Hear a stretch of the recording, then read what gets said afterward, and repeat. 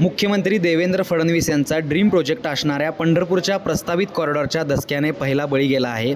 महाद्वार येथील व्यापारी गोरख वांगीकर यांनी कॉरिडॉरमध्ये आपले दुकान भूसंपादित झाल्यानंतर भविष्यात काय करायचे या विचाराने त्यांचा मृत्यू झाला असल्याचा आरोप वांगीकर कुटुंबियांनी केला आहे। शुक्रवारी जिल्हाधिकारी यांनी कॉरिडॉरमधील बाधित नागरिक व व्यापारी यांची बैठक घेतली।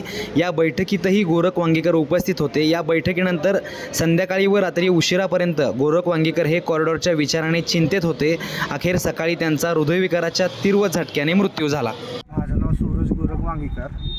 2-3 दिवसापूर्वी महाद्वार शॉपिंग सेंटरमध्ये आमचं दुकान आहे वडिलाचं, तिथं नोटीस आली होती कॉरिडॉर संदर्भात। काल मीटिंग असताना 2:30 वाजता दुकान जाणार या टेन्शनने रात्री त्यांना टेन्शन भरपूर आलं दुकान जाणार म्हणून, कारण आमचं सगळं उत्पन्न त्या दुकानावरच आहे।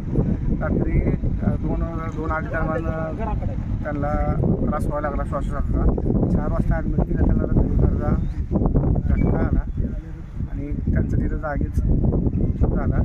दुर्दैवाने सरकार अजून किती जणांचं बळी घेणार आहे ह्याच्यावर न्याय भेटला पाहिजे।